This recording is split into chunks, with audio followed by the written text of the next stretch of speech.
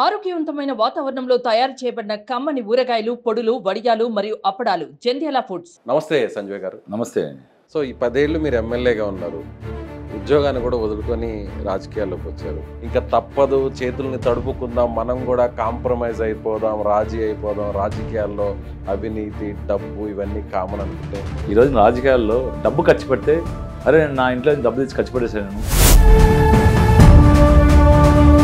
నాకు ఆ అవసరం రాలేదు. నేను డబ్బు ఖర్చు పెట్టను, మళ్ళీ డబ్బు సంపాదించుకునే అవసరం నాకు డబ్బులు లేదు. ఖర్చు పెట్టకపోతే ఎలా సార్? ఈ 10 ఏళ్ళు 2 సార్లు ఎమ్మెల్యేకి గెలిచారు. డబ్బులు ఖర్చు పెట్టకపోతే నాయకులు అనేవాళ్ళు, కార్యకర్తలు అనేవాళ్ళు, కొంతమంది మాస్గా అట్రాక్ట్ చేసేవాళ్ళు కొంతమంది ఉంటారు. కాస్తో కోస్తో జోబులో నుంచి ₹1 తీసి ఖర్చు పెట్టాల్సినటువంటి పరిస్థితి వస్తుంది. 1,75,000 నాకు శాలరీ వస్తుంది. నాకు బ్రహ్మాండం సరిపోతుంది. నేను నా శాలరీ, నాకు వచ్చే శాలరీ నాకు ఇంట్లో ఇవ్వలేదు. మా మిస్సెస్ బిజినెస్ చేస్తుంది. బిజినెస్ చేస్తుంది కాబట్టి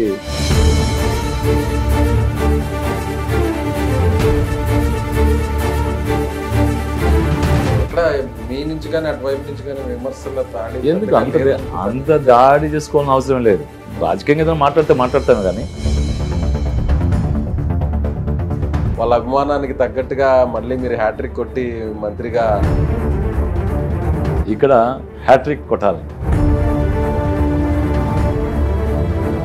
మంచితనం కూడా ఒక్కొక్కసారి కొంప ముంచుతుంది, అతి మంచితనం కూడా ఒక్కొక్కసారి ఇబ్బందులు పెడుతున్నాయి అనేది అనుకోవచ్చా? అదంతా కూడా టీ కప్పుల తుపానే. ఈసారి 3వసారి ముచ్చటగా ఎమ్మెల్యేగా గెలిస్తే ఖచ్చితంగా ఈ పనులు చేస్తాను అని చెప్పడానికి ఉన్నాయా? రెడీగా ఉన్నారా? ఉన్నాయి, ఎందుకు లేవు. ఇప్పుడు నాకు కూడా ఈసారి ఎమ్మెల్యేగా అవుతాను.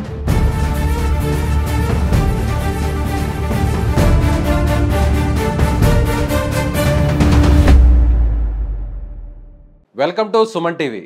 నేను విజయ్.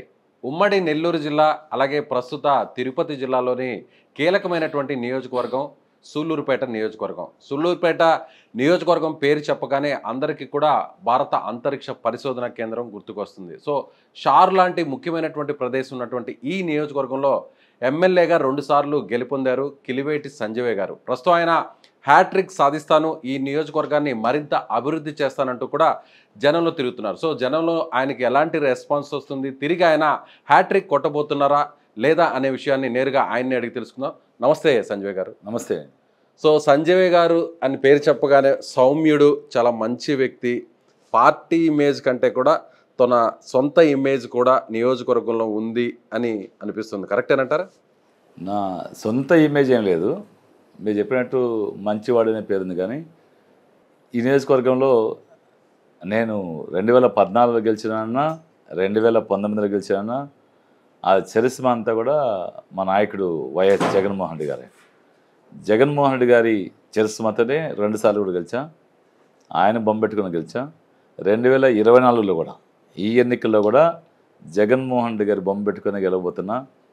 ఆయన చరిస్మాని నాకు పని చేయబోతాను. 2019 ఎన్నికల్లో భారీ మెజార్టీ సాధించినటువంటి నియోజకవర్గాలు అంటే పులివెందులు కావచ్చు, ప్రకాశం జిల్లాలో ఒక నియోజకవర్గం, ఆ తర్వాత సూళ్లూరుపేట అని చెప్తారు. 60,000 పైచలకు మెజార్టీ వచ్చింది. మరి ఈసారి ఆ పరిస్థితి కనిపిస్తుందా, లేకపోతే టైట్ సిచ్యువేషన్ లాంటిది ఏమన్నా కనిపిస్తుందా ఎమ్మెల్యే గారు?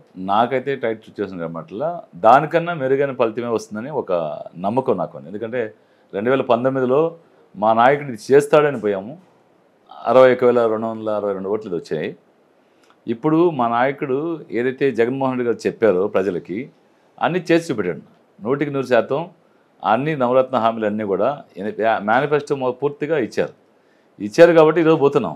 ఈరోజు ఏమని పోతున్నాము, మేము చేసాము, మంచి పని చేసాము, మేము మంచి చేసి ఉంటే మాకు ఆదరించవని ఖచ్చితంగా చేసాం. కాబట్టి మేము ఎక్కడ కూడా పార్టీలు చూడలేదు. మా నాయకుడి ప్రకారం, డైరెక్షన్ ప్రకారం పార్టీలు చూడలా, వాళ్ళ వీళ్ళని చూడలా, అందరికీ ఇచ్చాం. అర్హత ప్రకారం అన్నీ ఇచ్చాం, అందరికీ ముట్టాయి. ఈరోజు అందరూ కూడా టీడీపీలో వాళ్ళు కూడా ఎవరైతే సంక్షేమ కార్యక్రమాలు దొరికాయో, సంక్షేమ ఫలాలు అందిన వాళ్ళందరూ కూడా మాకు ఓటేస్తారు నమ్మకం మాకుంది. ఎందుకంటే పేదవాడికి మంచి చేస్తే ఖచ్చితంగా వాళ్ళు మళ్ళీ ఆ కృతజ్ఞత భావం ఉంటుంది, చేస్తారని ఒక నమ్మకం మాకుంది. అదే జరిగింది. కాబట్టి అందరూ సహకరిస్తారని, అందరూ ఆశీర్వదిస్తారని ఒక నమ్మకం మాకుంది. మా నాయకుడు చెప్పాడు వై నాట్ 175 ఇది అంటున్నారు. అందుకే అదేవిధంగానే ఇక్కడ కూడా ఎందుకు పోయిన మెజార్టీ కంటే కూడా ఎక్కువ మెజార్టీ రాదు అని చేసాం. అభివృద్ధి కార్యక్రమాలు చేసాం. ఇంచుమించు 1,400 కోట్ల రూపాయలతో అభివృద్ధి కార్యక్రమాలు చేశాను. ఈ టెక్నికల్గా ఉంటే 58 నెలలు ఉంటుందేమో అని, మేము కరెక్ట్గా పనిచేసింది మాత్రం అంత లేదు. అందులో 24 నెలలు, 2 సంవత్సరాలు కోవిడ్తో పోయింది. ఏమి ఎందుకో కోవిడ్ బూచిని అడ్డంగా పెడుతున్నారు అనుకోవచ్చా? అంటే సరైనటువంటి అభివృద్ధి చేయలేదు కాబట్టి ఈ 2 సంవత్సరాలు మేము కోవిడ్ బూచిని చూపించి తప్పించుకోవాలనే ప్రయత్నం చేస్తున్నారు. కోవిడ్ బూచిని అడ్డం పెట్టట్లే మేము. కోవిడ్ ఉన్నప్పటికీ 1400 కోట్ల రూపాయలతో అభివృద్ధి కార్యక్రమాలు చేశామంటే అది కోవిడ్ బూచి చూపెట్టలేదు. కోవిడ్ అనేది లేకుండా ఇంకొక 1000 కోట్లు చేసుకునేవాళ్ళు మేము. ఇదే కోవిడ్ సమయంలో మళ్ళీ 2140 కోట్ల రూపాయలు 2140 కోట్ల రూపాయలు సంక్షేమానికి ఇచ్చాము మేము. ఇది కోవిడ్ బూచి అర్థం చెప్పినట్టు. కాకపోతే పబ్లిక్లో బయట తిరగలేకపోయాం. బయట తిరుగుంటే ఒకవేళ కోవిడ్ అనేది లేకపోతుంటే మరి స్టేట్ యొక్క ఆర్థిక స్థితి ఇంకొక ఉండేది.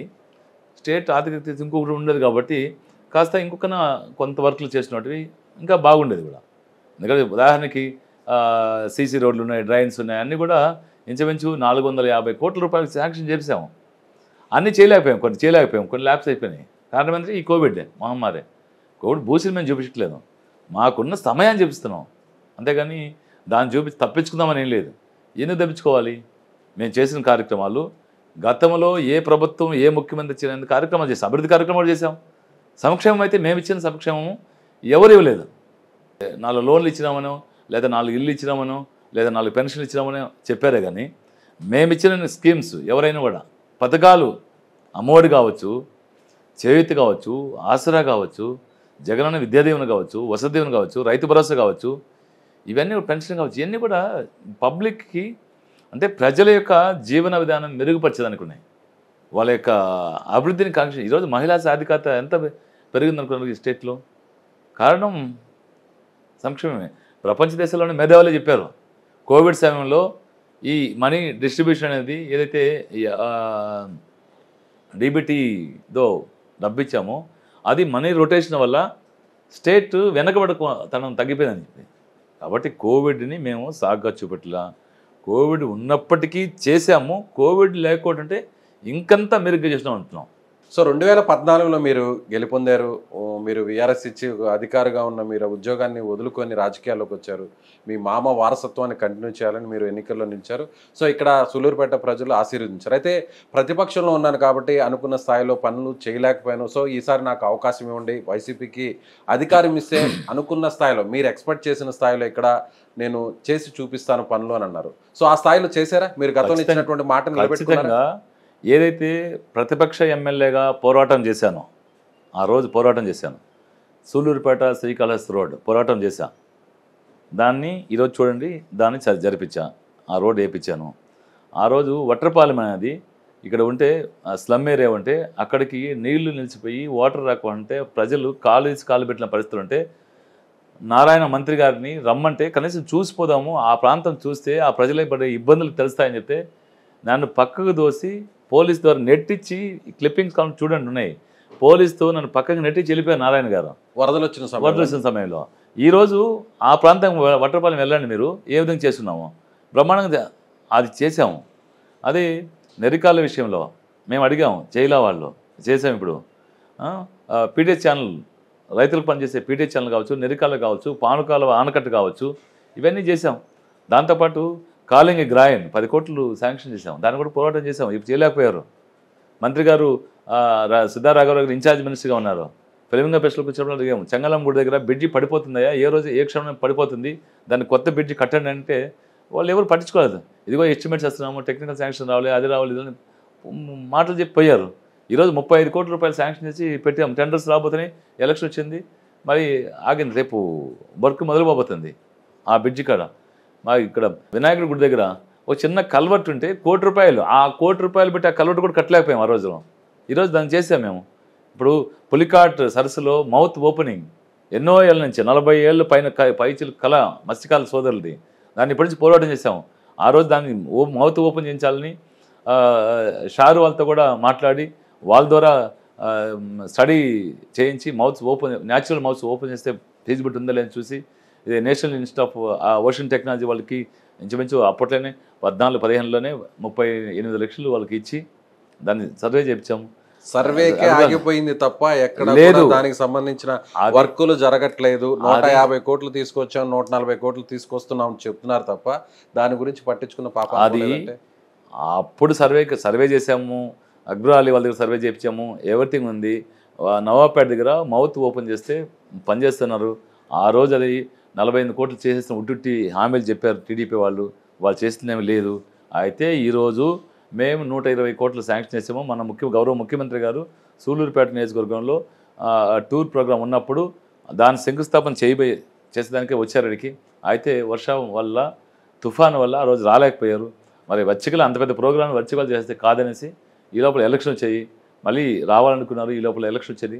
అది ఉంది. ఈ ఎలక్షన్ అయితేనే మళ్ళీ టెండర్ పిలిచి చేయబోతా ఉన్నాం. ఆ మౌత్ మత్స్యకారుల యొక్క కళ, అది 40 ఏళ్ళ కళ చేయబోతా ఉంది. చేసాం మేము, వాళ్ళలాగా ఉట్టి చెప్పలేదు, చేసాము.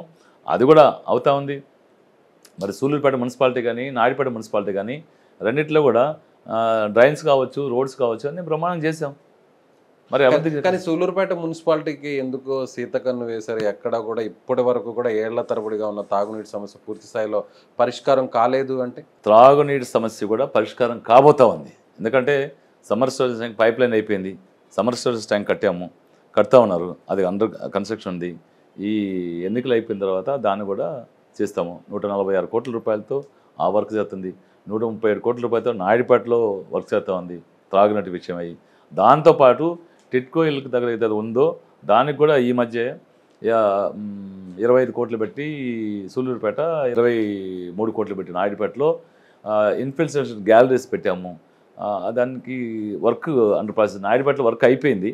దానివల్ల తెస్తేందంటే మాకు ఆ టిట్కో ఇళ్ళకి 1 MLD వాటర్ ఉంటే సరిపోతుంది. కానీ అక్కడే ఈల్డింగ్ వర్క్ చేసిన చూస్తే 5 MLD దాకా వచ్చేస్తుంది వాటర్. ఆ 5 MLD వస్తే సూళ్ళూరుపేట నాయుడుపేట మున్సిపాలిటీ మొత్తానికి వస్తుంది ఆ వాటర్. అదేవిధంగా ఇక్కడ కూడా బుర్రమంట దగ్గర ఏడో వర్క్ జరుగుతూ ఉంది. ఆ వర్క్ కూడా కంప్లీట్ అయిపోతే దాని వాటర్ కూడా సేమ్ ఇక్కడ కూడా తెలుగంగా బ్రాంచ్ సబ్ కెనాల్ బ్రాంచ్ పర్లేదు. ఇదే ఇక్కడ సూళ్ళూరుపేట కింద వచ్చేది కాలంగి రివర్లో రివర్ బెడ్లో ఇది ఇస్తున్నాము. అదేవిధంగా స్వర్ణముఖిలో వేస్తున్నాము.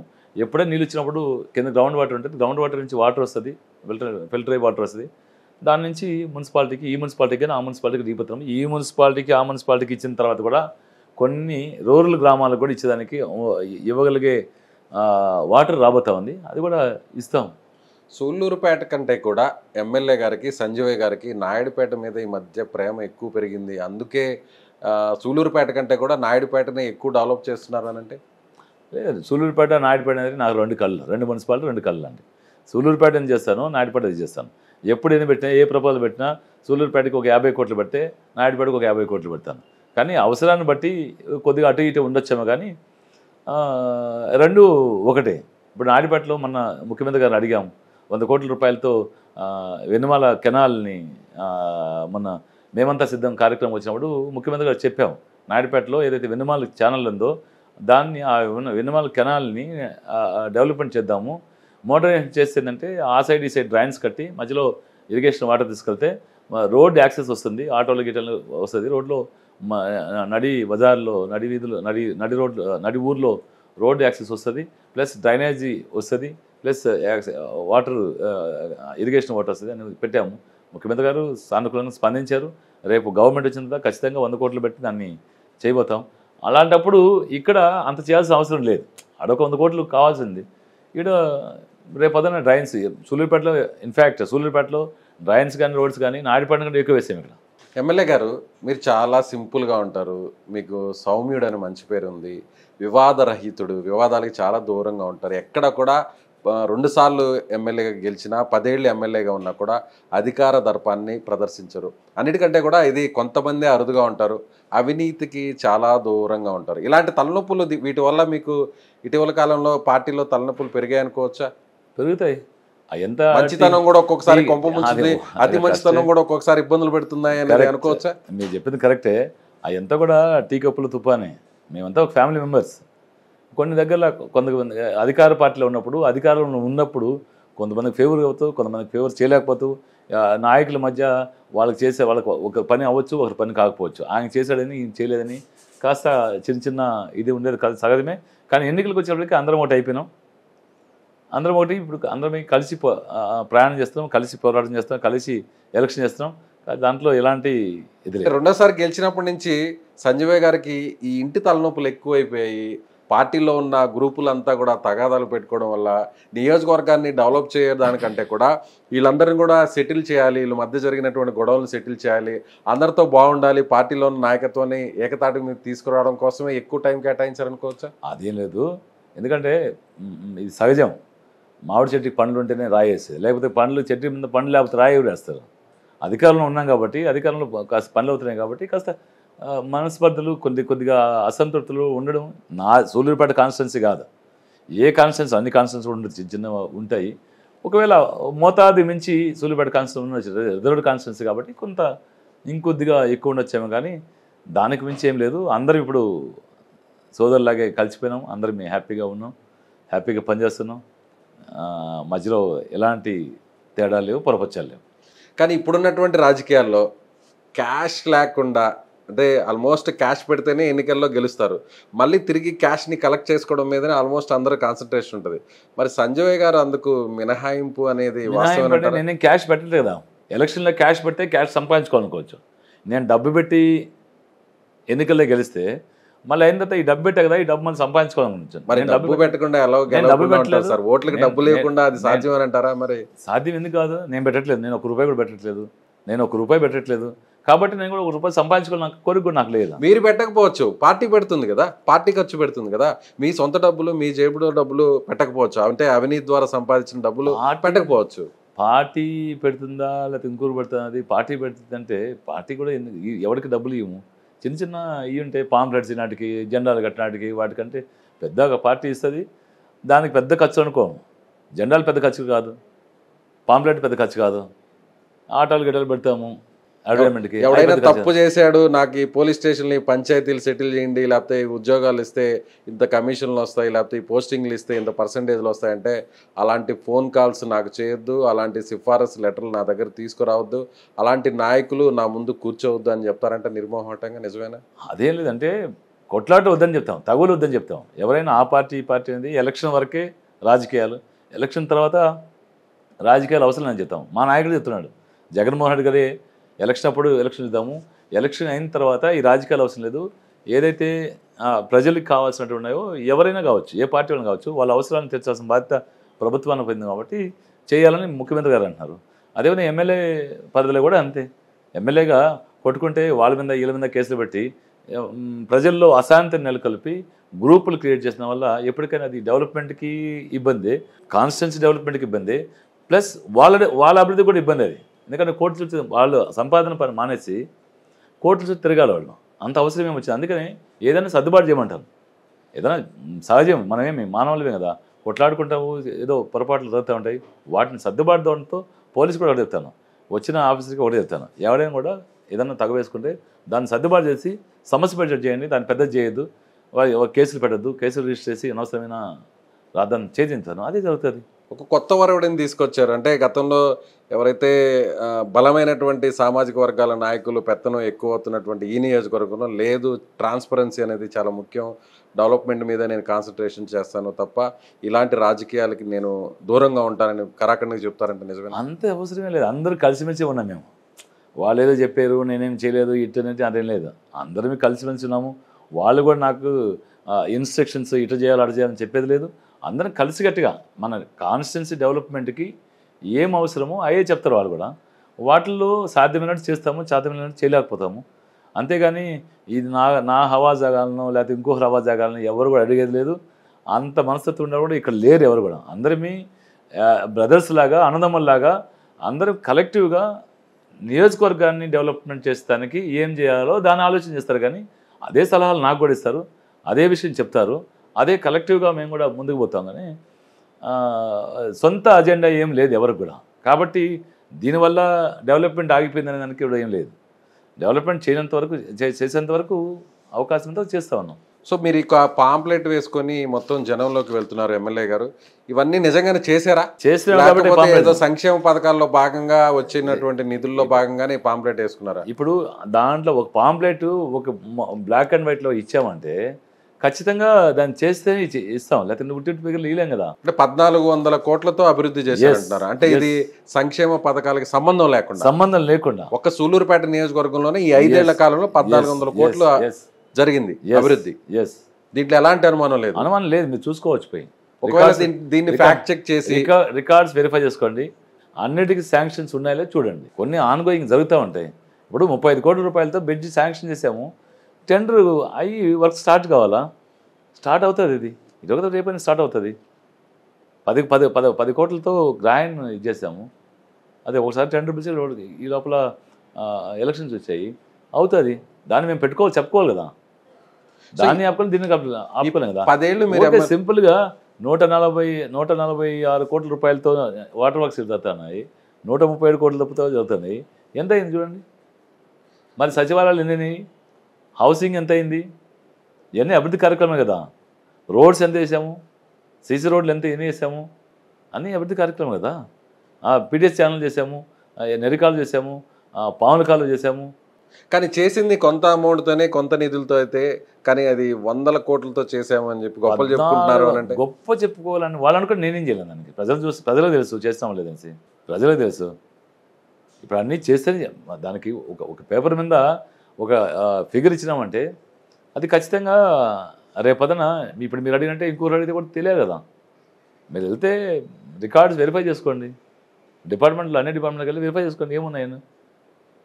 ఇంకా మా వాళ్ళు రాసాము, కానీ మేము డిపార్ట్మెంట్ వైజ్ రాసాం, కానీ ఆ పాంప్లెట్లో డిపార్ట్మెంట్ రాస్తే ఇంత చదివేందుకు ఒక కష్టమని సింపుల్గా వర్క్లు రాసాము. లేదంటే R&Bలు ఏమయ్యాయి, ఇరిగేషన్లు ఏమయ్యాయి, పంచాయతీరాజ్లు ఏమైనాయి, హౌసింగ్లు ఏమైనాయి, ఆర్డబ్ల్యూఎస్ ఏమన్నాయి, ఇన్ని కూడా తీసాము. కానీ అన్ని బేసి మళ్ళీ సింప్లిఫై చేసి రాసాము అది. కానీ ఇటీవల కాలంలో అంటే సూళ్ళూరుపేట మున్సిపాలిటీని చాలా వరకు కూడా డెవలప్ చేయడానికి షార్ నుంచి గతంలో ఫండ్స్ రెగ్యులర్గా వచ్చేవి, కానీ ఇటీవల కాలంలో ఆగిపోయాయి. ఎమ్మెల్యే గారు ఎందుకు ఆ విషయంలో కాన్సన్ట్రేషన్ చేయట్లేదు? అతనికి అందరికి తెలియని విషయం ఏంటంటే షార్ అనేది ఎక్కడ కూడా నిధులు ఇవ్వదు. గతంలో ఇక్కడ నారాయణ గారని, MS ప్రసాద్ గారని డైరెక్టర్గా తెలుగు వాళ్ళు ఉన్నారు. తెలుగు వాళ్ళు ఉంటే మ్యాట్రిక్స్ అనే ఒక క్వాసీ గవర్నమెంట్ షార్కి అనుబంధం సంస్థ ఉంది, సిస్టర్ కన్సర్న్ ఉంది. వాళ్ళు ఏం చేస్తారంటే ఈ ర్యాకెట్స్ ప్రైవేట్ వీళ్ళకి కింద వర్క్ చేస్తారు. చేసినప్పుడు వాళ్ళు CSR కింద ఇచ్చారు. వాళ్ళు CSR కింద ఇచ్చినప్పుడు ఆ CSR ఫండ్స్ ఒక్కొక్కసారి దేశంలో ఉండే అన్ని కేంద్రాలకు ఇవ్వాలి వాళ్ళు. అందులో ఒక సంవత్సరము మనకిచ్చారు. ఆ 10 కోట్లను కూడా ఇస్తే అది స్టెప్ బై స్టెప్ ఫేజ్డ్ మేనర్లో చేస్తారు. అది కూడా కొంత 10 కోట్లు కూడా చేయలేదు వాళ్ళు. ఇలా ఉన్న ఫండ్స్ ల్యాబ్స్ అయిపోయాయని చెప్పారు. నేను వచ్చిన కాలంలో డ్రైన్స్ కడితే, సైడ్ డ్రైన్స్ వాళ్ళు కడితే, ఆ డ్రైన్స్కి మున్సిపాలిటీ వాళ్ళు వీళ్ళు అబ్జెక్షన్ అంటే నేనే క్లియర్ చేసి ఇచ్చాం. గతంలో ఆ 10 కోట్లు అనేది చాలా వరకు శాంక్షన్ అయిన తర్వాత ఇక్కడున్న లోకల్ లీడర్స్ అది మాకు ఇచ్చేసి, మా మున్సిపాలిటీకి ఇచ్చేయండి, మా పంచాయతీకి ఇచ్చేసేయండి, మా కలెక్ట్ చేస్తే మేము చేసుకుంటామంటే వాళ్ళు ఇంట్రెస్ట్ లేకుండా మా దగ్గర ట్రైన్డ్ పీపుల్ మా దగ్గర ఉన్నారు, టెక్నికల్ స్ట్రెంగ్త్ మా దగ్గర ఉంది, మేమే కడతామన్నారు. వీళ్ళు ఒప్పుకోలేదు, అందుకే పెండింగ్ ఉంది. నేను ఎమ్మెల్యే అయిన తర్వాత చొరవ తీసుకొని మనకెందుకు, మీ వర్క్ మీ డబ్బులు మీరు పని చేయడం అని చెప్పాము, వాళ్ళకి అన్ని క్లియరెన్స్ ఇచ్చాము, చేశారు వాళ్ళు. అంతకుముందు ఎప్పుడూ చేస్తున్నాల్సింది, నేను రాకముందే చేస్తున్నాల్సిన కార్యక్రమం అది. అది కొన్ని చేశారు, కొన్ని చేయలేదు. బస్ స్టాండ్ కట్టారు, కూరగాయల మార్కెట్ నేను వచ్చిన తర్వాత కట్టారు, బస్ స్టాండ్ నేను రాకముందే కట్టారు. అది ఆడికి వచ్చేసి ఆ ఫండ్స్ అంటే అప్పుడు మళ్ళీ మున్సిపాలిటీలో సర్దుబాటు చేసి మాట్లాడి చేసి ప్లస్ బస్ స్టాండ్ కానీ అక్కడ డ్రైన్స్ కానీ కట్టించాం. నెల నెల మరి డబ్బు ఇస్తే పోయితే మేము ఎందుకు తెచ్చుకోక పెట్టుకోం. ఎన్నోసార్లు పోయినా నేను డైరెక్టర్లందరూ కలిసి ఉన్నాం. డైరెక్టర్లందరూ కలిసిన తర్వాత వాళ్ళు డైరెక్టర్లు చెప్పిందంటే సార్ మాకు సార్ రాదు. దానికే ఇన్ఫ్యాక్ట్ ఇంకొక విషయం చెప్పాలా, కంట్రోలర్ గారు ఇంతకుముందు రాజారెడ్డి గారు అన్నారు. రాజారెడ్డి గారు అంటే మా ప్రాంతం ఆయన, ఇక్కడే మా విలేజ్ పక్కనే తడమండలం సంబంధించిన ఆయన ఉంటే ఆయన చెప్పారు, సార్ మీరు ఇట్లా మమ్మల్ని ఇబ్బంది పెడుతున్నారు ఫండ్స్ అని. ఆ రోజు 10 కోట్లు ఇచ్చారు, ఆ డబ్బు ఖర్చు పెడితే దానికి మేము కొర్రీసేసి ఆడిట్ అబ్జెక్షన్స్ రాసుకోలేక తలనొప్పిగా ఉంది, ఆడిట్ అబ్జెక్షన్ పెడుతున్నారు, మీరు ఎందుకు స్టేట్ గవర్నమెంట్ సంబంధించిన ఏరియాలో మీరు ఎందుకు ఇన్వెస్ట్ చేస్తున్నారు, ఎందుకు ఖర్చు పెడతానని మమ్మల్ని అడుగుతున్నారు. కాకపోతే మేమేదో రాసుకుంటున్నాము, దాంట్లో ఏదో మన వాళ్ళంతా అక్కడ రెసిడెంట్స్గా ఉన్నారు, వాళ్ళకి రిజల్ట్స్ కావాలి, వాళ్ళ ఫెసిలిటీకి వచ్చేస్తున్నామని మేము సబ్సిడైజ్ చేసి రాసుకుంటున్నామని చెప్పారు. అంతేగాని షార్ ఇక్కడ ఉంది దాన్ని నిధులు ఇచ్చేస్తారు ఇప్పుడంటే అది ఉట్టి మాటలే. వాళ్ళు ఇచ్చేపోయితే వాళ్ళు ఎన్ని కోట్లు ఇచ్చినా ఖర్చు పెట్టడానికి సిద్ధంగా ఉన్నాం. ఇంకా సూళ్ళూరుపేట మున్సిపాలిటీలో ఇంకా చేయాల్సిన పనులు చాలా ఉన్నాయి. 100 కోట్లు ఇచ్చినా పనులు అవుతాయి. వాళ్ళు ఏమో డబ్బులు ఇవ్వరు. మీరు రండి పోదారండి, మీకేదైనా ఇన్ఫ్లుయెన్స్ ఉంటే ఇప్పించండి, ఒక 10 కోట్లు 20 కోట్లు ఇప్పించిన సో బ్రహ్మాండం కేంద్ర మంత్రులు వస్తుంటారు, ప్రధానమంత్రులు వస్తుంటారు, పెద్ద పెద్ద విదేశీ ప్రతినిధులు, అలాగే కేంద్రంలో ఉన్న ముఖ్య నాయకులు అందరూ కూడా వస్తుంటారు. మరి వాళ్ళందరి దగ్గర నుంచి ఇక్కడికి వచ్చి ఆ టైంలో రిక్వెస్ట్ చేసుకొని ఇక్కడ నిధులు తెచ్చే పరిస్థితి ఉండదంటారా? కేవలం ఆ రాకెట్ లాంచింగ్ల వరకే పరిమితం, ఆ ప్రోటోకాల్ వరకే పరిమితం అనుకుంటారా? నేనే చాలాసార్లు అడుగున్నా. ఇది ప్రధానమైనది, ప్రపంచ దేశాల్లో ఒక ప్రామినెంట్ ప్లేస్ ఇది. ఇక్కడికి వచ్చినప్పుడు సూళ్ళూరుపేట అంటానే ర్యాకెట్ కేంద్రం అంటానే ఒక ఇమేజ్ వస్తారు, బిల్డప్ చేసుకొని వస్తారు. ఇక్కడికి వస్తే దానికి తగ్గట్టు లేకపోతే అది భారతదేశానికే కొద్దిగా చిన్నతనంగా ఉంటుంది. కానీ దీన్ని డెవలప్ చేద్దామని ఫండ్స్ ఏమైనా అడుగుతాం వాళ్ళని. ఫండ్స్ లేవంటారు వాళ్ళు. ఇది వస్తారు, మీరు చెప్పండి, వంతలు గింతలు వస్తారు, హడావుడికి వస్తారు, హడావుడికి పోతారు. లాంచింగ్కి హడావుడికి వస్తారు, హడావుడికి పోతారు. ఇక్కడ వాళ్ళు అంత మంచి మనసు, పెద్ద మనసు చేసుకొని ఇది ఈ ఈ ర్యాకెట్ కేంద్రం ఇక్కడ ఉంది, దీనికి సంబంధించి మనం ఇది చేయాలని అంతా ఇదే వరకు చేయట్లేదు. సో ఈ 10 ఏళ్ళు మీరు ఎమ్మెల్యేగా ఉన్నారు, ఉద్యోగాన్ని కూడా వదులుకొని రాజకీయాల్లోకి వచ్చారు. ఆల్మోస్ట్ క్లీన్గానే ఉన్నారు, ఎక్కడ కూడా కరప్షన్ అనే ఒక మరక మీ మీద ఇప్పటి వరకు పడలేదు. భవిష్యత్తులో కూడా ఇలాగే ఉంటుందా, లేదంటే విధి లేని పరిస్థితుల్లో చేతుల్ని తడుపుకోవాల్సినటువంటి సిచ్యువేషన్ వస్తే ఇంకా తప్పదు, చేతుల్ని తడుపుకుందాం, మనం కూడా కాంప్రమైజ్ అయిపోదాం, రాజీ అయిపోదాం, రాజకీయాల్లో అవినీతి, డబ్బు ఇవన్నీ కామన్ అనుకుంటే? ఇప్పుడు ఆ కాంప్రమైజ్ అవ్వాల్సిన అవసరం నాకు లేదు. ఎందుకంటే ఈరోజు రాజకీయాల్లో డబ్బు ఖర్చు పెడితే, అరే నేను నా ఇంట్లో డబ్బు తెచ్చి ఖర్చు పెట్టేసాను, నేను డబ్బు ఖర్చు పెట్టి ఎందుకు అయ్యాను, దీన్ని మళ్ళీ సంపాదించుకోవాలి కదా, మళ్ళీ రేపు ఎలక్షన్ ఖర్చు పెట్టాలి కదా అని చేస్తారేమో. నాకు ఆ అవసరం రాలేదు. నేను డబ్బు ఖర్చు పెట్టను, మళ్ళీ డబ్బు సంపాదించుకోవడం అవసరం కదా. డబ్బులు ఖర్చు పెట్టకపోతే ఎలా సార్? ఈ 10 ఏళ్ళు 2 సార్లు ఎమ్మెల్యేకి గెలిచారు, డబ్బులు ఖర్చు పెట్టకపోతే నాయకులు అనేవాళ్ళు, కార్యకర్తలు అనేవాళ్ళు, కొంతమంది మాస్గా అట్రాక్ట్ చేసేవాళ్ళు కొంతమంది ఉంటారు, దగ్గర అవ్వాల్సిన వాళ్ళు కొంతమంది ఉంటారు. కాస్తో కోస్తో జేబులో నుంచి ₹1 తీసి ఖర్చు పెట్టాల్సినటువంటి పరిస్థితి వస్తుంది. 1,75,000 నాకు శాలరీ వస్తుంది, నాకు బ్రహ్మాండం సరిపోతుంది. నేను నాకు వచ్చే శాలరీ నాకు ఇంట్లో ఇవ్వలేదు. మా మిస్సెస్ బిజినెస్ చేస్తుంది, బిజినెస్ కాబట్టి ఆ బిజినెస్లో వచ్చేది దాన్నే కొద్దిగా నాకు కూడా ఇస్తారు ఆమె. ఖర్చు మా పిల్లలు ఇద్దరు బ్రహ్మాండం చదువుకున్నారు. పెద్ద పాపకు మ్యారేజ్ అయిపోయింది, ఆమె MBA చేసింది, టాటా మోటార్స్లో పనిచేస్తుంది, 2 లక్షల పైచలకు నెల జీతం సంపాదించుకుంది. మా సన్నీళ్ళేమో డాక్టరు కాబట్టి వాళ్ళకి ఇబ్బంది లేదు. మా రెండో పాప కూడా డాక్టర్ చదువుతూ ఉంది, ఆమె కూడా గైనిక్ ఫైనల్ ఇయర్ అవుతుంది, ఇంకొక 3 నెలల్లో బయట వస్తుంది. ఆమె కూడా బయట వస్తే ఆమె కూడా ఏదో స్టైఫండ్ వస్తుంది, చేస్తుంది.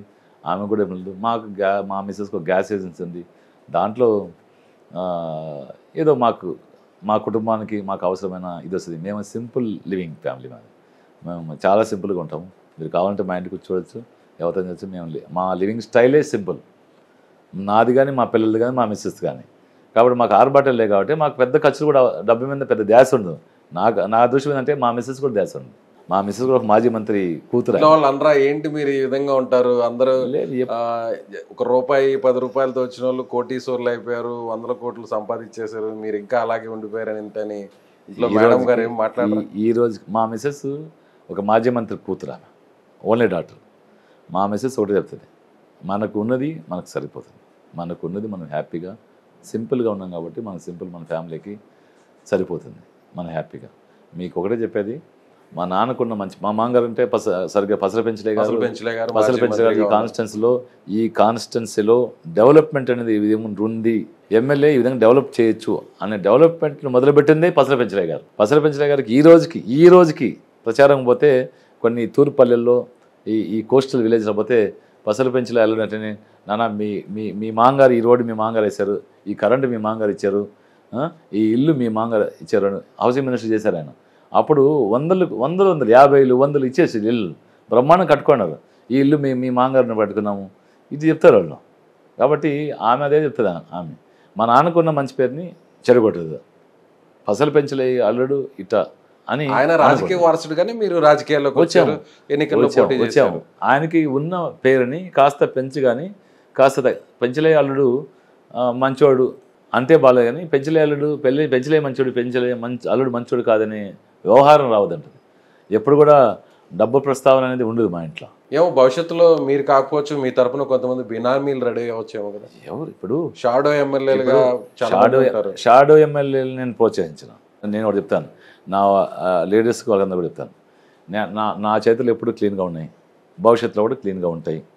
ఇప్పుడు నా చేతికి మురికి మీరు ఒక్కరే క్లీన్ గా ఉంటే సరిపోదు కదా నా చేతులు క్లీన్గా ఉన్నాయి, మీ చుట్టూ నా ఉన్నటువంటి చేతులకి మంది మార్పులు కూడా clean గా మురికి ఉండాలి. నా చేతులకు మురికి అంటించుకోను. మీరు నా పక్కన ఉంటే క్లీన్గా ఉండాలంటారు.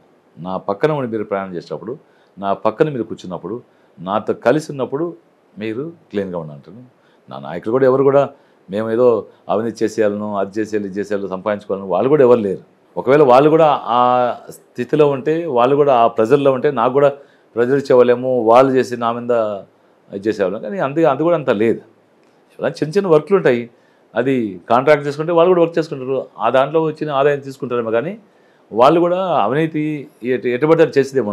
సో మీరు ఈ పని నేను చేశాను ఎమ్మెల్యేగా, చాలా సంతృప్తిగా ఉంది, ఎస్ నా లైఫ్లో దీన్ని ఎప్పుడు నేను మర్చిపోలేను, అలాంటి పనులు ఏమన్నా జరిగాయి అనుకోవచ్చా? అంటే చేయాల్సిన మంచి పనులను చేసాము, ప్రజలు వాళ్ళకి అవసరమైన నీడ్స్ చేసాము. ఇదేదో పెద్ద గొప్ప కార్యక్రమాలని నేను చెప్పలేను, కానీ ప్రజలకి అవసరమైన కార్యక్రమాలు చేశాం. ఉదాహరణకి వినాయక స్వామి టెంపుల్ దగ్గర ఒక కల్వర్ట్ ఉంది. ఒక కల్వర్ట్ ఉంటే ఆ కల్వర్టు నేరో కల్వర్టు ఎప్పుడు పడుతుందో తెలియదు, యాక్సిడెంట్స్ అయ్యేటివి, కాళ్ళు ఇరిగేటివి, చేతులు ఇరిగేటివి, ప్రాణాలు పోగొట్టుకునేవి. కానీ అది పెద్ద ఖర్చుతో కూడా కాదు, కోటి రూపాయలు ఖర్చుతో అయ్యే పనే. కానీ ధ్యాస లేక, అవగాహన లేకనో, ధ్యాస లేకనో ఏటో ఉండి దాన్ని చేయలే ఎవరు కూడా. నేను చేసేదాన్ని, చేయించాను. చెప్పేదానికి ₹1,00,00,000 వరకే, చెప్పేదానికి ₹1,00,00,000. ఈ కాలంలో ₹1,00,00,000 అంటే చాలా నెగ్లెజిబుల్ అమౌంట్. కానీ కట్టిన తర్వాత ప్రజల్లో ఉన్న సంతృప్తి మాత్రం అది 100 కోట్లకి చేసిన వ్యవహారము కనపడింది. అది నిజంగా మనసుకి సంతోషమే కదా. ఎందుకంటే ప్రజలు అంత రిలాక్స్డ్గా ఫీల్ అయింది, మన ఈ బ్రిడ్జ్ దగ్గర ఇంత ఇది వచ్చిందని. దాంట్లో వాల్యూ చూడలేదు పబ్లిక్. మనార్పల్లి రోడ్డు ఉంది, మనార్పల్లి రోడ్ చిన్న దారుణంగా ఉండేది. పడిపోయేవాళ్ళు, మొలకలు ఇరిగేది, పడిపోయి చనిపోయినారు. ఒకరోజు భార్యాభర్త మోటార్ సైకిల్లో పోతుంటే లారీని క్రాస్ అయిపోయి గతుకులో పడి లారీ వెనక చక్రాల కింద భార్య పడిపోయింది. భర్త చూస్తున్నాను, చక్రాన్ని అడిగిపోయి చనిపోయింది. ఇలాంటి దారుణ పరిస్థితులు ఆ రోడ్ వేస్తే ఈరోజు రిలాక్స్గా పోతున్నారు పబ్లిక్. ఆ చెప్పుకునే విధానం సంతోషం కదా. ఇవన్నీ కూడా మనసుకి సంతోషకరమైన వార్తలే ఇవన్నీ విషయాలే. శ్రీ సిటీ ఇప్పుడు కంప్లీట్గా మీ నియోజకవర్గ పరిధి దాటిపోయింది అనుకోవచ్చా? శ్రీ సిటీ కంప్లీట్గా నా పరిధిలో అసలు ఫస్ట్ నుంచి కూడా లేదు. అది ఆ ఎంట్రన్స్ ఒక 50 acres, లెస్ దాన్ 50 acres నా ఎంట్రన్స్ మాత్రం నాది, ముఖద్వారం నాది లెక్క. శ్రీ సిటీలో మొత్తం అంతా కూడా సతివేడ కాన్స్టిట్యున్సీలో ఉంటుంది. కాకపోతే యాక్సెస్ మా దగ్గర నుంచి కాబట్టి మాకు కూడా యాక్సెస్ ఉంటుంది. మా దగ్గర మా కాన్స్టిట్యున్సీ యాక్సెస్ కాబట్టి మేము కూడా యాక్సెస్ ఉంటుంది.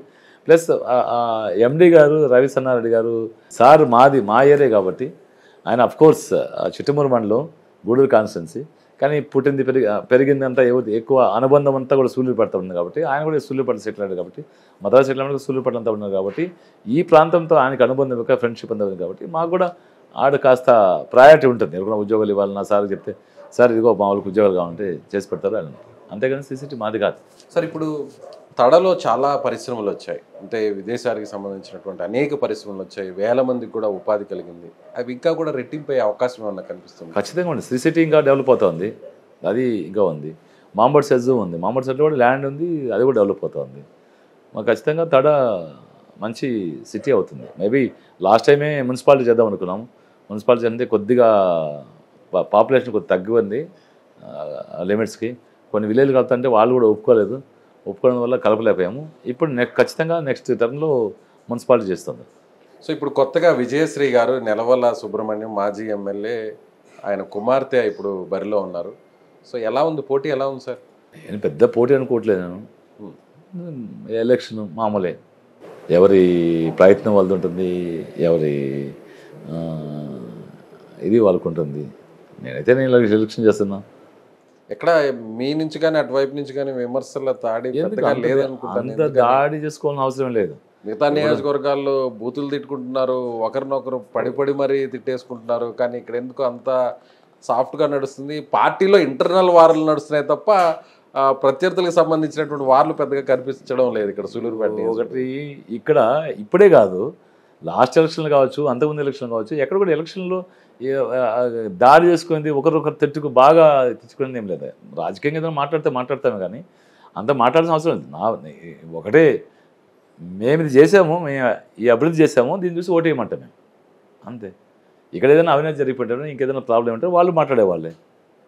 మేము కూడా ఆమె కొత్తగా వచ్చింది, ఆమె గురించి మాట్లాడవలసిన లేదు. వాళ్ళ నాన్నగారు ఉన్నాడు పాత ఆయన, ఇంకేదో వాళ్ళ నాన్న గురించి మాట్లాడాలి, అంత అవసరం కూడా మాకు లేదు. అంత అవసరం ఏమొచ్చింది? నేను చేసింది చెప్తున్నా. నేను 5 yearsలో 14 నుంచి 19 వరకు నేను ప్రతిపక్షంలో ఉన్నా, ఆయన నీతిగా నిజాయితీగా ఉన్నా కాబట్టి ప్రజలు ఆదరించారు. ఇప్పుడు ప్రజలు నాకు ఉన్న అడ్వాంటేజ్ అంటే ఎప్పుడు నేను 360 days 24/7 నేను ఇక్కడే ఉంటాను, దగ్గరలో ప్రజలకు అందుబాటులో ఉంటాను. నేను డ్యూటీకి వచ్చినట్టే, నాకు వేరే క్యారేజ్ పట్టుకొస్తారా ఇంట్లో? వేరే క్యారేజ్ పట్టడం క్యారేజ్ పెట్టి పంపించి, అది కూడా ఫస్ట్ ఉద్యోగాన్ని పంపించినట్టు 14లో గెలిచినప్పుడు పంపించేవాళ్ళు. కార్లో పెట్టుకుంటే తిరుగుతే మళ్ళీ ఆ క్యారేజ్ అట్టే ఇంటికి పోయేది. క్యారేజ్ పట్టుకొచ్చేవారు ఫస్ట్ టైం పెట్టినప్పుడు ఏదో బాక్స్ పెట్టేవాళ్ళు, కర్డ్ రైస్ లేకుంటే ఏదో ఒకటి పెట్టేవాళ్ళు. మధ్యలో తినాలా, బయట తింటే బాగాలేదు. ఇక బయట వచ్చిన తర్వాత ఒక్కరినే తినే పరిస్థితి లేదు, 10 మందితో కలవాలా, 10 మంది తినాలా, చేయాలా. అలాంటి పరిస్థితుల్లో దాన్ని వెనక్కి తీసుకురాలి. ఇంకెందుకు రోజు పెట్టడం, ఆమె కూడా మానేసింది. ఇక్కడే ఏదో హోటల్ తింటాను జనరల్గా. సరే, ఇప్పుడు ప్రచారంలోకి వెళ్తున్నప్పుడు ఈసారి ఖచ్చితంగా గెలుస్తాము, ప్రభుత్వ వ్యతిరేకత లాంటిది కనిపిస్తుందేమో, సో కొంత మన మీద ఉన్న ఒక సింపతి కావచ్చు, మంచితనం కావచ్చు, ఇది కాస్త పెంచుకోవాలి అనేటువంటి పరిస్థితి ఏమైనా ఉందంటారు? ఎక్కడ ప్రచారంలో పోతే ఎక్కడన్నా వ్యతిరేకత ఉంటే కదా, అసలు ఎక్కడ వ్యతిరేకత లేదు, ఎక్కడ వ్యతిరేకత లేదా ప్రభుత్వం మీద. నాకు కూడా రండి, మీరు రేపు పోతాం, సులువుపడతారండి, రండి మీరు. ఒక ఎస్టీ కాలనీకి పోదానండి, ఎస్సీ కాలనీకి పోతారండి, లేదా ఒక స్లమ్ ఏరియా పోతారండి. నేను రాబడలేదు, లేదా మీరు రేపు పొద్దున మా వెహికల్స్ తిరుగుతున్నాయి, ఆటోలు తిరుగుతున్నాయి, మీరు ఎక్కడైనా బండి, లేదా మా దగ్గర ఎల్ఈడి వెహికల్ తిరుగుతుంది, మీరు వెళ్ళండి, వాళ్ళు అడగలేకపోతే చెప్తారా ఏంది పరిస్థితి.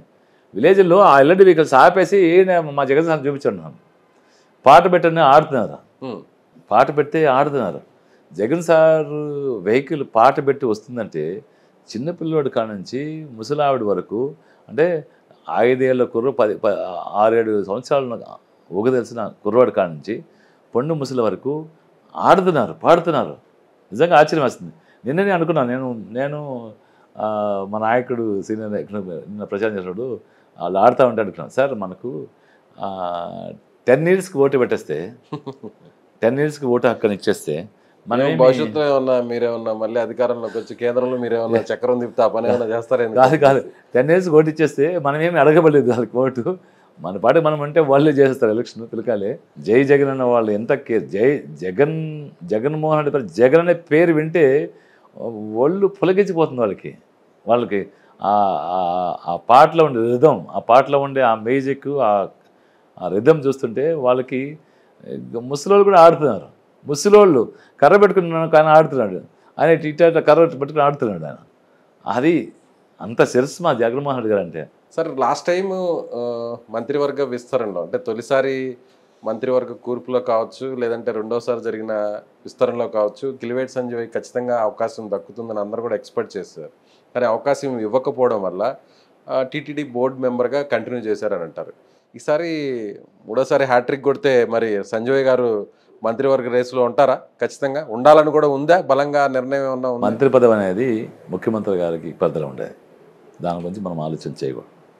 ఆయనకున్న ఈక్వేషన్స్ అనుకుంటాయి, ఆయన ఇబ్బందులు అనుకుంటాయి, ఆయన చేస్తారు ఎవరికి వాళ్ళు. కానీ కొంతమంది మీ అనుచరులు మీకు మంత్రి పదవి వచ్చేంత వరకు చెప్పులు వేసుకొని కూడా తిరగను అంటూ కూడా కంకణం కట్టుకొని శపథాలు చేసి మరి తిరుగుతున్నారంట. అది వాళ్ళ ఇండివిజువల్ అభిమానం. అది అభిమానం అంటే ఎవడైనా చేస్తారు, మనకు ఉండొచ్చు, దానికి మనం ఏం చేయలేము. నిజంగా కిలివేటి సంజయ్ గారికి అంతమంది ఉన్నారా? అలాంటి అభిమానులు ఉన్నారా? అభిమానులు అయితే ఉన్నారు, అంటే అభిమానులు అయితే ఉన్నారు. ఆ చెప్పులు వేసుకోవడం తిరుగుతున్న అభిమానులు ఉన్నారు, నేను అది తెలియదు. కానీ ఇట మీరే చెప్తున్నారు, కానీ అభిమానులు ఉన్నారు, అభిమానులు అన్నవాళ్ళు ఉన్నారు. ఇప్పుడు చెప్పులు వేసుకోకుండా ఉన్నారు, ఒక ఆయన ఎప్పుడు చెప్పులు ఎవరు తిరుగుతూ ఉంటాడు. నాయుడుపేటలో విన్నాను, బాను అని మీ పార్టీకి సంబంధించిన నాయకుడు దాదాపు ఒక సంవత్సరం 2 సంవత్సరాలు తిరుగుతున్నాడు ఆయన ఉన్నాడు చెప్పులు వేసుకోకుండానే బాగా తిరుగుతున్నాడు. తిరుగుతున్న చూడు చెప్పులు చాలా రోజులు చాలా కాలం నేను ఈ మధ్య ఒకసారి చూసి అడిగా అన్నా చెప్పులు మర్చిపోయేస్తున్నాను అంటే అన్నా నువ్వు గెలిచి మళ్ళీ ఇదే దాకా నేను చెప్పులు వేసుకున్నా నేను మొక్కుబడి నాకు నేను చేయలేను ఎందుకు ఏదో ఆపదు నువ్వు చెప్పులకు ముళ్ళు గుచ్చుకొని రాళ్ళు గుచ్చుకొని కాలికి ఇన్ఫెక్షన్ అవుతుంది వద్దంటే ఏం కాదు అలవాటు అయిపోయింది ఇంకా నాకు కాలికి ఏం కాదు. అదేవిధంగా కొండవల్లిపాడు దగ్గర ఒక అబ్బాయి ఉన్నాడు శంకర్ అని అతను కూడా ఎప్పుడు చెప్పులు వేసుకొని తిరుగుతూ ఉంటాడు అన్నా నువ్వు గెలవాలా అంటాడు నువ్వు గెలిస్తే నేను చెప్పులు వేసుకుంటా అంటాడు. సరే వాళ్ళ అభిమానం దానికి మనం ఏం చేయలేం కదా. పార్టీ మీద అభిమానమా లేకపోతే కిలివేటి మీద సంజయ్ మీద జగన్మోహన్ గారి మీద అభిమానం పార్టీ మీద అభిమానం ప్లస్ సంజయ్ గారి మీద అభిమానం అందరి మీద నా ఒక్కడి మీద కాదు. బానన్న ఆల్మోస్ట్ ఆల్ నాకు తెలిసి 1 year పైన అయినట్టుంది ఆయన చెప్పులు మానేసి. మరి చూద్దాం వాళ్ళ అభిమానానికి తగ్గట్టుగా మళ్ళీ మీరు హ్యాట్రిక్ కొట్టి మంత్రిగా ప్రమాణ స్వీకారం చేస్తారేమో చూద్దాం. మరి వాళ్ళ కోరిక కూడా ఏమన్నా తీరుతుందేమో మరి చూద్దాం. అది భగవంతుని ఆశీస్సులు జగన్మోహన్ ఆశీస్సులు దాని గురించి అయితే నేనైతే ఎప్పుడు కూడా ఆలోచన చేయను. నాదైతే బలమైన కోరిక ఒకటే ఇక్కడ హ్యాట్రిక్ కొట్టాలని హ్యాట్రిక్ ఎమ్మెల్యేగా ఉండాలి. 3 సార్లు గెలిచిన ఎమ్మెల్యేగా ఒకసారి కొట్టింది టీడీపీగా ఎప్పుడు కొట్టలేదు. గతంలో పెట్ల వెంకట సుబ్బయ్య గారని మాకు మామయ్య అవుతారు ఆయన చాలా మంచివాడు ఆ వ్యక్తి.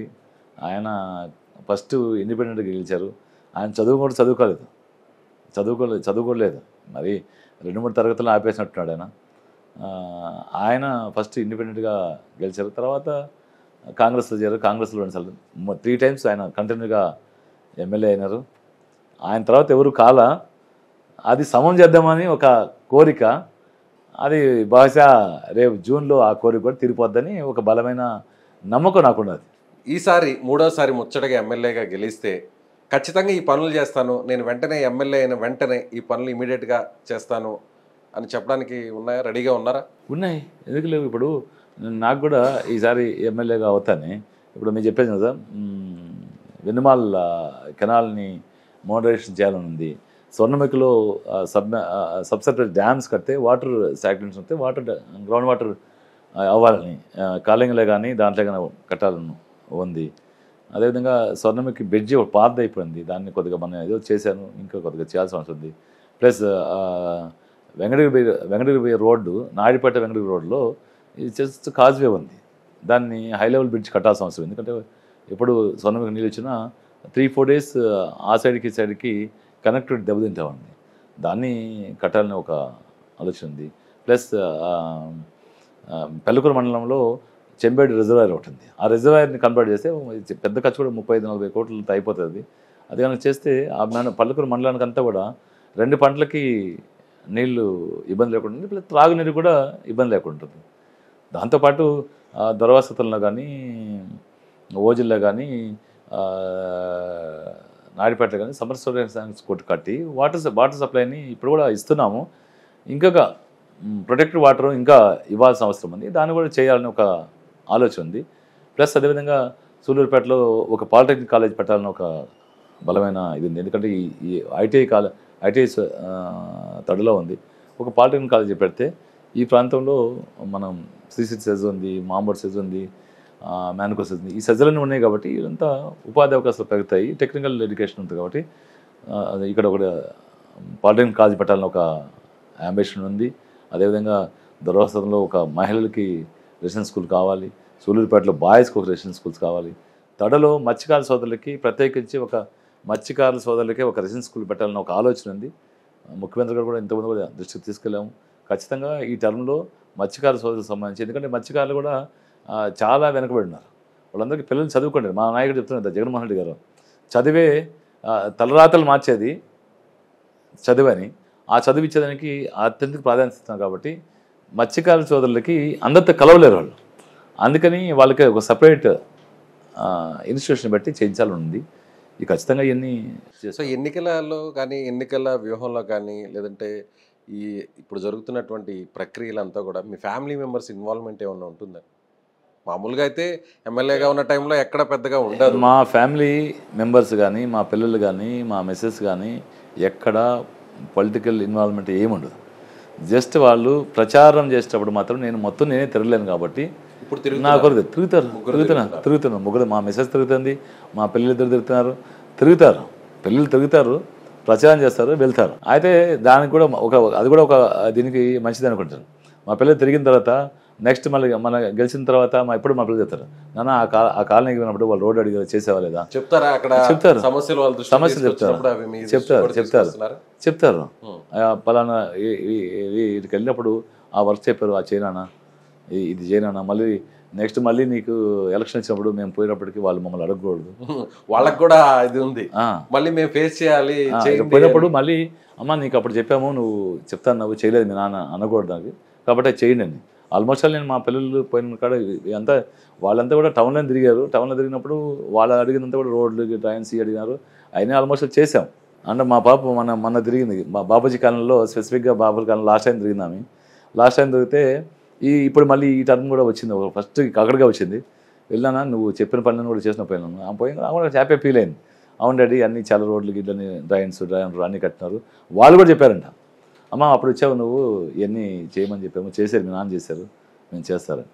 అంటే అది కూడా ఒక హ్యాపీ అంటే. మళ్ళీ తర్వాత వాళ్ళేమో పాలిటిక్స్లో ఇన్వాల్వ్మెంట్ ఏముండదు, కాకపోతే ఈ తిరుగుతారు, డాడీ కొరకు తిరుగుతారు.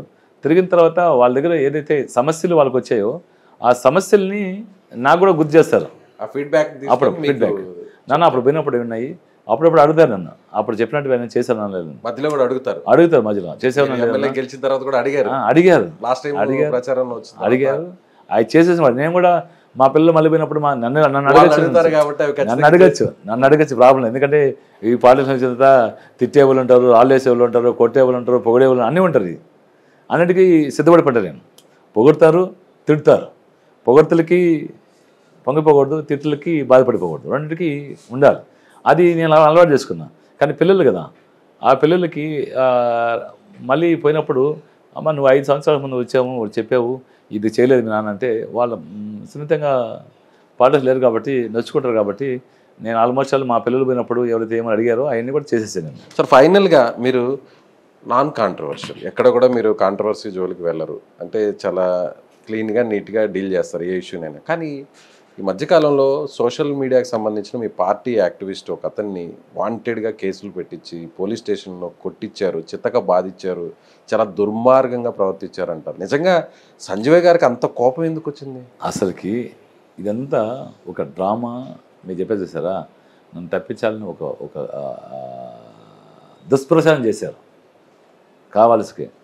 నేను ఆ అబ్బాయికి సోషల్ మీడియాకి రాకముందు పాలిటిక్స్లో ఉంటే ఇక్కడ ఉంటే ఆ అబ్బాయి ఉద్యోగం లేకుంటే నేనే ఉద్యోగం పెట్టించా, అబ్బాయి మున్సిపాలిటీలో ఉద్యోగం ఇప్పించాను. ఈ సోషల్ మీడియాలో ఉన్న పిల్లలు వాళ్ళకి కొద్దిగా ఘర్షణ వచ్చి వాళ్ళకి డిస్ట్రిబ్యూట్స్ వచ్చి అది నాపైకి ఇది చేశారు. చేసిన క్రమంలో పోలీసు వారు తీసుకొచ్చి వాళ్ళని కాస్త మందలించారు. అయ్యా ఇది చేయకూడదు, తప్పు. ఏమన్నా ఆ అబ్బాయి రెడ్డి కుర్రాడు, నేనేమో ఎస్సీ, నువ్వు ఇటు చేస్తే ఎస్సీ ఎస్టీ కేసు అట్రాక్ట్ అవుతుంది, ఇది ఎమ్మెల్యే మంచోడు కాబట్టి ఇది ఉంది వాళ్ళకి హెచ్చరిక చేస్తే దాన్ని కొద్దిగా పెద్దది చేసి అట్రాక్ట్ చేసి, నేను అసలు వాళ్ళని అన్నదేం లేదు, వాళ్ళు చేసిన వ్యవహారానికి పోలీసు చేయకూడదు అన్నందుకు వీళ్ళేదో అంతా చూసి. అసలు అందులో మీ పాత్ర లేదంటే? నా పాత్ర లేదు, 100% లేదు దాంట్లో. కన్ఫర్మ్ ఎలాంటి అనుమానం లేదు. నేను నాలో స్వభావం ఉంటుంది, నేను చెప్తే నేను ఖచ్చితంగా ఒప్పుకుంటాను, నేను తప్పు చేస్తే ఒప్పుకుంటాను, నేను చెప్పేదని చేస్తే నేను ఒప్పుకుంటాను, దానికి తప్పేం లేదు. మనసాక్షిగా చెప్పండి సార్, మీ నా గుండె మీద చేసుకున్నారు రైట్, మీ మనసాక్షి మీ గుండె చేసుకొని చెప్పండి. ఎప్పటికీ నేను ఇదే విధంగా రాజకీయాల్లో ఉన్నంత వరకు ఇదే విధంగా క్లీన్ గా ఉంటాను, కరప్షన్ కి దూరంగా ఉంటాను. ప్రజలందరూ కూడా నేను చెప్పిన మాటనంతా కూడా ఏదైతే మాటలు చెప్తున్నానో ఎన్నికల్లో ఇస్తున్న హామీలో అవి ఖచ్చితంగా గెలిచాక తీర్చడానికి నా గుండె మీద చేసుకుంటున్నా. చెప్పండి, నేను పాలిటిక్స్ లో ఉన్నంత వరకు నేను క్లీన్ గానే ఉంటా, నా చేతులు క్లీన్ గానే ఉంటాయి. క్లీన్గా లేనప్పుడు ఉండలేనప్పుడు ఎవరన్నా బలవంతంగా తీసుకొచ్చి మీ చేతుల్లో పెడితే ఎందుకు పెడతారు? కోట్ల రూపాయలు ఖాళీగా, చేతులు ఖాళీగా ఉన్నాయి కాబట్టి అని చెప్పని ఎవరన్నా అట్లా కోట్లు విసిరేస్తారా? అంత కోట్ల రూపాయలు చేతికి పెట్టేంత స్వభావం ఉన్న వాళ్ళు ఎవరు లేరు. నాకు అంత ఒకరు గుర్తుపెట్టుకోవాలి, ఎవరైనా కూడా ఈ వ్యక్తి కాడకపోతే మళ్ళీ ఈ వ్యక్తి ఏదైనా చేస్తాడనుకుంటే వస్తారు. నేను డబ్బు ఎవరు ఇస్తారు? వాళ్ళకి అవుట్ ఆఫ్ ద వే పనిచేస్తే ఇస్తారు. నేను అవుట్ ఆఫ్ ద వే చేసే ప్రక్రియ లేదు. అవుట్ ఆఫ్ ద వే చేయనప్పుడు వాళ్ళకి ఎందుకు అవసరం ఉంది? నాకు ఇచ్చేది అవసరం ఉంది. మీ అధిష్టానం నుంచి, మీ బాస్ నుంచి, లేకపోతే పై నుంచి పెద్ద వ్యక్తులు ఎవరైనా పెద్ద తలకాయలు తప్పదు, ఈ తప్పు చేయాలి, వచ్చిన పర్సంటేజ్ లో కమిషన్ లో మీరు కూడా కొంత తీసుకోండి అంటే మా బాసే తప్పు చేయనప్పుడు నన్ను మమ్మల్ని తప్పు చేయమంటారు. ఆవు తప్పు చేయనప్పుడు దూడ కూడా తప్పు చేయదు. మా బాసే తప్పు చేయనప్పుడు నేను తప్పు చేస్తాను. తప్పు చేయాల్సిన అవసరమే వచ్చింది. నేను ఇందాక చెప్పాను మీకు, ఎన్నికల్లో పాలిటిక్స్లో మనం మన సొంత డబ్బు ఖర్చు పెట్టేసేసి మన ఆస్తులు అమ్ముకున్నాడు పెడితే మళ్ళీ ఆ ఆస్తులను రిక్రూట్ చేసుకున్నాడుకో మన డబ్బును రిపీట్ చేసుకున్నాడుకో మళ్ళీ ఎక్కడో అరువులు చేస్తాం. అది లేని పరిస్థితి వస్తే రాజకీయాలను వదిలేసుకుంటాను అంతే. అదలాంటి పరిస్థితి వస్తే వదులుకుంటాను. అవసరం లేదు, క్యారెక్టర్ మార్చుకోవాల్సిన లేదు. ఈ రోజు కానీ క్యారెక్టర్ మార్చుకోవడం అవసరం లేదు. ఎందుకంటే మా ఇంట్లో మా మిసెస్ కూడా ఒకటి చెప్పాను ఇందాక చెప్పాను, నాన్నగారికి చెడ్డ పేరు ఇచ్చే కార్యక్రమాన్ని వద్దు. మనము స్థిమితంగా ఉన్నాం, హ్యాపీగా ఉన్నాం, మనకు పెద్ద కోరికలు లేవు, మనం సింపుల్ లివింగ్ ఫ్యామిలీ, ఇదే విధంగా ఉంటాం. ఆర్భాటాలు లేవు. ఆర్భాటాలు లేనప్పుడు సంజయ్ గారు ఈ ఇంటర్వ్యూ చూశాక మీ ప్రత్యర్థులు ఇక్కడ సంపాదించి ఎవరైనా చెప్పాను, అక్కడ కొల్లగొట్టేసాడు, బినామీ వాళ్ళు ఉన్నారు, వీళ్ళు ఉన్నారు అంటూ మీ మీద పోస్టులు పెట్టే అవకాశం ఉంది, బ్రహ్మాండంగా అవకాశం ఉంది. ఇప్పుడు పెట్టే అవకాశం కాదు, చెప్పారు. కోట్ల రూపాయలు బెంగళూరులో ఏదో కట్టేసి తీసుకున్నారు, ఆడగట్టారు, కోట్ల బారు. నేను ఒకటే చెప్పాను, ఒకటే చెప్పాను నేను.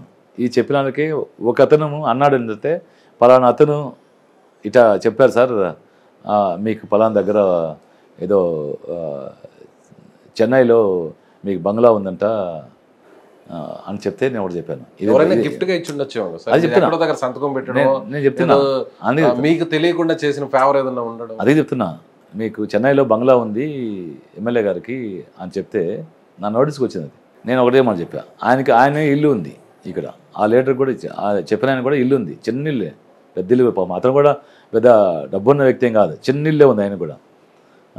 నేను ఇది బాడిగిల్లు, ఇది బాడుక్కున్నాను నేను. ఇప్పుడున్న ఇల్లు ఇప్పుడు ఇది బాడుగిల్లు, ఇది రెంటెడ్ హౌస్. ఇది నేను నేరుగా వాళ్ళ ఇంటికే వెళ్ళా, అతని ఇంటికే వెళ్ళి, సార్ ఇది మీరు చెప్పారు కదా సార్, ఎమ్మెల్యే గారి సొంత ఇల్లు కూడా లేదా? లేదు, నాకు లేదు. నెల్లూరులో ఉంది సొంత ఇల్లు. మీ నియోజకవర్గంలో సొంత ఇల్లు కూడా లేదు నాకు. 10 ఏళ్ళు ఎమ్మెల్యే అండి. లేదండి, ఒకసారి ప్రతిపక్షం లేదు, ఒకసారి అధికార పక్షం. ఇప్పుడు ఇది సూలూరుపేటలో ఇది 3వ ఇల్లు నేను మారడం. కార్యకర్తలందరూ కూడా అనుకుంటే ఒక ఇల్లు అయిపోద్ది కదా, 3వ ఇల్లు. ఎక్కడున్నాం మనం? అప్పుడు నేరుగా వెళ్ళి ఆ ఇంటికి వెళ్ళి చెప్పాను, అయ్యా నువ్వు ఏదో చెప్పావంట చెన్నైలో నాకు బంగ్లా ఉందని, ఓ పని చేద్దాము, నేనేమో రెంటెడ్ హౌస్లో ఎక్కున్నాను, నువ్వేమో ఆయన చెన్నైలో ఒక రెంటెడ్ హౌస్లో ఉన్నాడు. ఆయన ఇక్కడ ఇల్లు చెన్నైలో ఉంది, ఆయన పని పోయింది చెన్నైలో ఒక చిన్న రెంటెడ్ హౌస్లో ఉన్నాడు ఆయన. నేను ఇక్కడ రెంటెడ్ హౌస్లో ఉండి, నువ్వు అక్కడ రెంటెడ్ హౌస్లో ఉండి, ఎందుకయ్యా ఈ చెన్నైలో పర్లేదు, నాకేం పెద్దలేదు, నేను ఒకటే వచ్చి ఉంటాను కాబట్టి ఈ చెన్నైలో నాకు రాయిచేసి నా బంగ్లా ఉంది, నేను రాయిచేస్తాను చెప్పా. సార్ ఏదో చెప్పాలి కదా సార్, ఏదో నీ మీద ఏం చెప్పలేక ఏదో చెప్పాలి సార్. ఒప్పుకున్నాడు, నేను మనసు ఒప్పుకున్నాడు, మేము ఏదో నీ మీద చెప్పాలి సార్, చెప్పాము, ఏదో వాళ్ళకి నీ గురించి అడగా చెప్పాలని అంటున్నాము, చెప్పాలి కదా, ఏం చెప్పాలి మీకు, అదే చెప్పాలని చెప్పాను. సో ఎక్కడైనా ఎవరైనా ఈ విషయంలో మిమ్మల్ని నిలవేయడానికి వస్తే వాళ్ళు ఎక్కడైనా ఓపెన్ ఛాలెంజ్ దేనికైనా రెడీ, ఎక్కడైనా మీరు ఏ విషయాన్ని కూడా ఓపెన్ గా అక్కడ క్లారిటీతో ప్రూవ్ చేయడానికి సిద్ధంగా ఉన్నారు. నేను ఓపెన్ ఛాలెంజ్ చేస్తున్నా. ఇప్పుడు నా ఆస్తులు కూడా నేను నా అఫిడవిట్లో ఇచ్చా. ఎంత సార్, ఎంత చూపించారు? లెస్ దాన్ 8 or 9 కోట్ల మేబీ. ఓకే, అదే అంటే వారసత్వంగా వచ్చిన ఆస్తులు అంటే ఈ వాస్తు వచ్చినవి మేము కూడా సొంతంగా కూడా ఏదో ఉంది. 2014 నుంచి 19కి ఏమైనా పెరిగాయా? 2014 నుంచి 19 నుంచి 24, 2019 నుంచి 2024కి 3 ప్లాట్లు 4 ప్లాట్లు అమ్మేసా. తగ్గాయి, ఒక ప్లాట్ కొన్నా. ఓకే, అంటే 2019 ప్లాట్ కూడా కొనలేదు, ఒక ప్లాట్ కొన్నాను. సంజయ్ గారు మీరు ఈ విషయంలో చాలా క్లారిటీగా ఉండాలి, కెమెరాలు రికార్డ్ చెప్తున్నా. నేను ఆ 14కి వీటికి అమ్మింది ఉంది, ఒక ప్లాట్ కొన్నాను, అది కూడా 33 అంకణాల ప్లాట్ కొన్నాను. 33 అంకణాల ప్లాట్ ఒకటి కొన్నాం, అంతేగాని ఇంకేమీ లేవు. ఆ వాల్యూ పెరిగిందే కానీ దానికి దీనికి వాల్యూ పెరిగిందే కానీ ఎక్స్ట్రా ఆస్తులు ఏమి రాలేదు నాకు. కాదు ఎమ్మెల్యే గారు, మీరు ఒక మాట అన్నారు, 2019 అఫిడవిట్కి 2024 అఫిడవిట్కి నా ఆస్తుల విలువ తగ్గింది కానీ పెరగలేదు అన్నారు. తగ్గిందంటలేదు, ఆస్తుల విలువ పెరిగింది కానీ ఆస్తులు పెరగలేదు. ఆస్తులు పెరగలేదు. ఓకే. నంబర్ పెరగలేదు. సంఖ్య పెరగలేదు. ఒక ప్లాట్ కొన్నాను. ఓకే. ఒక ప్లాట్ కొన్నాను, అదేందా, ఒక ప్లాట్ కొన్నాను కానీ ఇంక అది కూడా 30 ఎకరాల ప్లాట్. అది కూడా సూళ్ళూరుపేటలో ఆఫీస్ కావాలని కొనుక్కున్నాను. సూళ్ళూరుపేటలో ఇప్పుడు అది బాడుకుంది, ఇది బాడుకుంది. మూడో ఇల్లు ఇది. 3 ఇళ్ళు ఉన్నాయి. 3 ఇళ్ళు మారేమో. ఎప్పుడైనా రెంట్ కూడా ఇవ్వట్లేదు. ఇది కూడా ఒక లీడర్. ఇది కాదు సార్, మీరు చెప్తుంటే పాతివ్రత్యాన్ని ప్రూవ్ చేసుకోవడానికి అగ్నిగుండంలో దూకడానికి కూడా సిద్ధంగా ఉన్నాను అని శబ్దాలు చెప్తున్నట్టుగా ఉంది సార్ ఇది. ఎస్. ఫస్ట్ ఇల్లు తెచ్చినప్పుడు నాకు ఇల్లు ఇవ్వలేదు. ఎమ్మెల్యే రెంట్ ఇస్తాడో లేదని ఇల్లు ఇవ్వలేదు. ఏది ఎమ్మెల్యే గెలిచాను 19లో గెలిచడానికి ఇల్లు ఇవ్వలేదు. మీకు కోవిడ్ ముందు నాకు ఇల్లు కూడా అవసరం లేదా. నాడిపేటలో మా మామగారు, మిగతా ఎమ్మెల్యే లాగా ఈయన కూడా ఆక్యుపై చేసుకొని ఇది నాది అని డ్రాయింగ్ చేసుకుంటాడు. మా మామగారు ఇల్లు ఉంది నాడిపేటలో, అక్కడే ఉన్నాను. సరే కోవిడ్ వచ్చినప్పుడు విజయవాడలో ఫుల్ఫిల్గా ఒక ప్లాట్ తీసుకున్నాను రెంట్కి. ఇంత ఫర్నిచర్ అంతా పెట్టుకున్నాము. ఇవన్నీ అక్కడ ఉన్నప్పుడు ఉండాలని. కోవిడ్ వచ్చిన తర్వాత ఆడ పోయే పరిస్థితి లేనప్పుడు ఆయన షిఫ్ట్ చేసాము. సరేలే అక్కడ రెంట్ కడతాను, ఆడ 18,000 ఎంత రెంట్ కడుతున్నాము, ఆ రెంట్ ఇక్కడ పెడతాను అనేసి 20,000 రెంట్కి 20,000 రెంట్ ఇస్తాం. వాడు ఇల్లు 20,000 రెంట్ ఇస్తాను కూడా ఇవ్వలేదు నాకు. అది మీరు ఎప్పుడు చూడచ్చు, కోమల విలాస్ హోటల్ అతున్నాడు, ఈ పక్కన ఇల్లు ఉంది, ఆయన పేరు మీద తీసుకున్నాడు. శివయ్య పేరు మీద తీసుకుంటే ఆయన పేరు మీద తీసుకొని నేనున్నా. తర్వాత క్రమంలో దాన్ని మారిన తర్వాత మా వైసీపీ లీడర్ అతను వాళ్ళ ఇంట్లో బాడుకున్నా. ఇప్పుడు ఇది కూడా సత్యవేడు కాన్స్టిట్యున్సీలో వైసీపీ లీడరే, ఈ ఇంట్లో బాడుకున్నా. సరే అన్ని బాడిగిళ్ళు తిరుగుతున్నాం కదా, ఎప్పుడైనా ఒక ఆఫీసర్ని కట్టుకుంటే బాగుంటుందేమో అని ఒక ప్లాట్ కొన్నాం. అది తప్పితే ఇంకేం లేదు. అది కూడా చూపెట్టలేదు, సొంతలు సూళ్ళూరుపేటలేదు. పక్కనే మా విలేజ్ పక్కనే ఉంది. మా బ్రదర్స్ ఉంటారు, ఎప్పుడైనా పోవాలంటే అడగపోవచ్చు. కాబట్టి నాకు ఇక్కడ ఇప్పుడు కొనాలంటే కొనుక్కోవచ్చు, చేసుకోవచ్చు. మీ బ్రదర్స్ ప్రమేయం ఇన్వాల్వ్మెంట్ ఎక్కడ మా బ్రదర్స్ వాళ్ళకి సగం తెలియదు. మా బ్రదర్స్ ఎంతమంది సార్ మొత్తం మీ ఫ్యామిలీలో? మేము యాక్చువల్గా 5 మెంబర్స్ బ్రదర్స్ని. 2 సిస్టర్లు. ఒక బ్రదర్ చనిపోయాడు, ఒక బ్రదర్ హౌసింగ్లో ఏఈగా ఉన్నాడు, ఒక బ్రదర్ ఏమో నెల్లూరులో ఉన్నాడు, ఇంకో బ్రదర్ ఇక్కడే ఉంటాడు. అంటే ఆ బ్రదర్ కూడా నెల్లూరులో ఉండేవాడు. మా మదరు సర్పంచ్ అయ్యారు మా గ్రామానికి. మా మదర్ సర్పంచ్ అయినప్పుడు ఎవరో ఒకటి ఉండాలి కదా. మా బ్రదర్ ఒక అబ్బాయి ఏమో ఎంప్లాయీ కాబట్టి ఈ బ్రదర్ వచ్చి ఇక్కడ.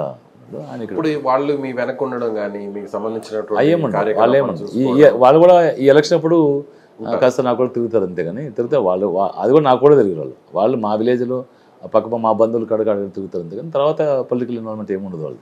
రైట్ అండి సంజయ్ గారు, చూద్దాం మరి మీరు చెప్తున్నట్టుగా నిజంగానే అంత నిజాయితీపరుడు, నిస్వార్థపరుడు అని మీరు బల్లగుద్ది చెప్తున్నారు. మరి ప్రజలు దీన్ని గమనించి మీరు చెప్పేదంతా నిజమో అని నమ్మి ఈ రోజుల్లో కూడా ఇలాంటి రాజకీయాల్లో కూడా మీలాగా మీరు చెప్తున్నటువంటి మాటలన్నీ కూడా నమ్మి మీరు నిజంగానే నిస్వార్థపరుడు, మంచి నాయకుడు అని నమ్మితే మరి మళ్ళీ మీకు 3వ సారి పట్టం కట్టుతారో లేదో మరి చూద్దాం.